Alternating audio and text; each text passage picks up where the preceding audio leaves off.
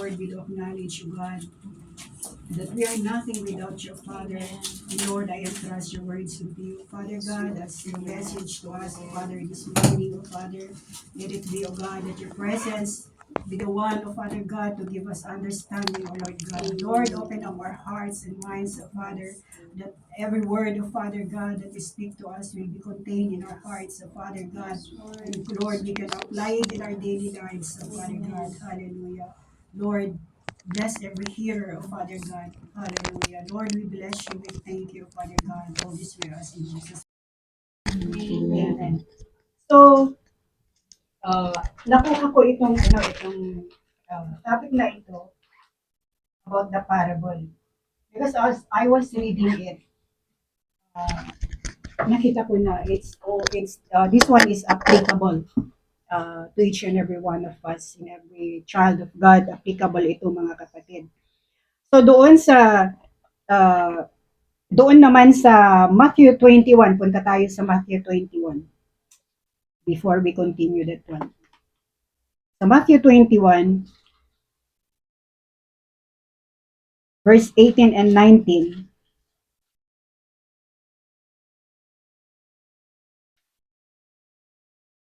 hallelujah.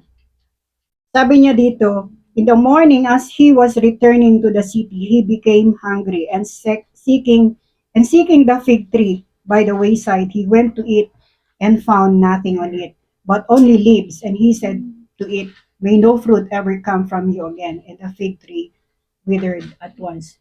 This happened nung siya ay nanggaling doon sa templo. So, nung galing siya doon sa templo, di ba nagalit siya dahil yung templo ginawang business area, naging marketplace. So nagalit siya and then the cleansing was there. So naglinis siya doon. Yung pinaob niya lahat yung mga tables doon na ginawang uh, business ng mga tao doon na yun ay bahay-sambahan sana. This is the house of God. This is supposed to be the my father's house. Pero ginawa nilang business area. Hallelujah. So hindi pala maganda na gawin nating business area ang templo ng Panginoon. Amen? Hallelujah. So nung nagalit siya noon, so after that nung the next day pumunta siya doon kasi nagutom siya eh. Sa books ng book ng sa Mark, nakita natin doon na he was very hungry in the morning. So pumunta siya doon sa may fig tree, nakita niya yung fig tree. Parang na-attract siya doon sa leaves ng fig tree na yon. Expecting a fruit. So pumunta siya doon, pero wala siyang nahanap. You know? So parang sa kanya is parang nagalit siya kasi gutom siya. Tayo ba naman kung nagutom tayo, walang makain, nakita natin yung ina-expect nating pagkain doon sa tree, halimbawa, wala tayong nakuha. Siyempre, iba yung pakiramdam, kasi gutom. So, nakita natin doon yung pagkatao ni Jesus doon sa time na yan. Amen? Hallelujah. So, halimbawa, suppose you were the farmer, doon sa teksto natin. Suppose you were the farmer. Hallelujah. And then, you planted seeds of fruit-bearing trees. No? Okay, example natin ang tree ng mangga. Ilang taon ba yung mangga bago magbunga? It takes 10 years, I think. 10 years yata yun. Sabi yan ang pagkakaalam ko. Based on the information doon sa mga nagtatanim ng mangga. So, halimbawa, ikaw nagtanim ka ng mangga niya. Tapos, after 5 years or 10 years, pumunta ka expecting to harvest a fruit. You found nothing. Ano sa pakiramdam mo? Yeah. So all the trees, halimbawa 10 trees yung nandoon. Pero meron isa doon na hindi nagbunga. So all the trees around it began to show their fruits, except one with the same kind that shows no sign of fruition, only robust leaves. Para kay Jesus is not a sign of frustration, but it's a sign of revelation. Kasi yung teksto natin, it reveals the heart of the Israel, in Israel. Dito sa mga Israel people, they are so showy. Pero nung hanapin ni Jesus ang bunga ng Israel, walang maipakita. Ito actually yung message, yung revelation. So sa kanya, na-reveal niya ang situation ng Israel. Kung i-apply natin sa buhay natin, mga kapatid. So dito, nakita natin, puro leaves. O ba naman, ang ganda-gandang, dami-daming leaves. Parang you are expecting a fruit kasi yung leaves talagang robust siya. Ang gandang tingnan pag yung isang tree is leafy. Pero hindi pala yun ang magandang sign. Hallelujah. So, yung excitement mo, your expectation mo turn into frustration or disappointment. Tayo bilang tao na-disappoint tayo kasi we are expecting a harvest pero wala. Especially doon. Bakit kaya sa dinami-dami ng trees, yun ang napansin niya. Imposibleng walang trees doon na iba, no? Pero yun ang napansin niya. Kasi attractive yung leaves na yan. Hallelujah. Somehow, being a farmer, you did not lose hope, ano? So doon base sa ating nabasa sa Lucas. Sa disappointment nitong farmer na ito, sinabi niya doon sa wine dresser, cut it down. O mula sirsirbi na. Walang silbi itong kahoy na ito. Hallelujah. Being the owner of the tree, what move are you going to do? Yeah? Kung tayo, literally, anong gagawin natin? Sa atin siguro, dahil sa galit natin, kukuha tayo ng axe, ano? And then we will start to cut it down. Kana mo, aramido mo nga panggatong. Gawin mo na lang panggatong or kaming mga taga-Ifugao, mahilig kaming mag-chisel. Agpaot. Gawin nating upuan or cabinet. O di ba? Yung useful thing, we will turn it into a useful thing. Yung mga furnitures. Yun ang remedyo. Pero dito, hindi yun ang hinahanap ng Panginoon. Ang hinahanap niya ang fruit. Yan ang hinahanap niya sa atin. So let's relate this to our spiritual life. We've been planted in the house of God and been in the ministry for so many years. Showing activeness and busyness in the ministry. Thinking that what we're doing is a sign of fruitfulness.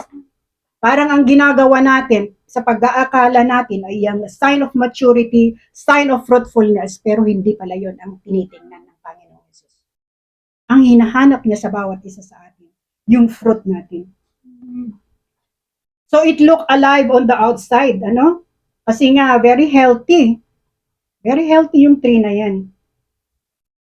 But spiritually barren. Minsan ganyan tayo. Kala natin, wow, very active siya sa ministry. Pero deep inside, we are barren. Ano yung barren na yan? Yes, hindi namumunga. Ano kaya ang mga, why? There's something wrong, ano? So these are necessary in doing ministry of God. Siyempre, yung mga bagay-bagay na ginagawa natin sa Panginoon, it is all necessary, ano, in the ministry. We're going to do it talaga. But, ang question is, are we really bearing fruit or just leaves? Yan ang tanong eh. Nang nakakaalam lang doon ang Panginoong Jesus. Amen. Only God can see the true heart within that person. Ang hinahanap niya sa atin yung bunga, hindi yung leaves natin na nakikita outside our performances. Gusto natin, wow, ganda ng performance. We are showing. But then the Lord Jesus Christ is looking yung totoong fruit. Hallelujah. So the leaves here represents externalism. Ito yung the things that focus on outward form. Mga bagay na akala natin ay mahalaga or kalugod-lugod sa Panginoon pero hindi pala. These are filthy rags in the eyes of God. Na kung minsan is okay lang. Useless pala sa mata ng Panginoon. So ito yung itong mga bagay na there's something wrong. Ano kaya ang dapat? Ano ang mga bagay na anong problema sa taong yan? Anong problema doon sa kahoy na yan? Bakit hindi siya namunga? Kasi sabi doon sa Mark, it's not the time. Hindi yung time ng pamumunga. Pero pumunta pa rin si Jesus eh. Meaning to say, He's expecting kahit yung fruit na, yung makikita, sana kahit isa, pero wala siyang nakita. Ano? Okay, dito sa Isaiah,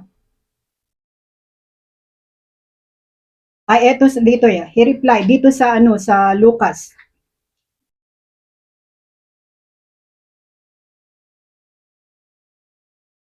Mas maganda yung punta tayo sa Mark chapter 7 verse 6 to 8. Sabi niya dito, tingnan ninyo ang Mark.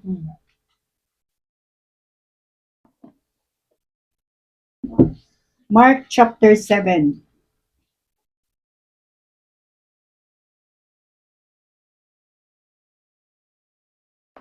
verse 6 to 8. Sabi niya, translation. Sabi niya dito, he replied, Isaiah was right when he prophesied about you hypocrites. As it is written, these people honor me with their lips, but their hearts are far from me. They worship me in vain. Their teachings are but rules taught by men. Minsan ganyan tayo, parang yung outside na natin is parang totoong totoo, you know? But the Lord knows kung ano ang laman ng puso natin. Yes. So what then is the solution to unfruitfulness? Kasi there's something wrong sa atin eh. There's something wrong in the tree. There's something, bakit sa tagal, walang pumunta si Jesus doon.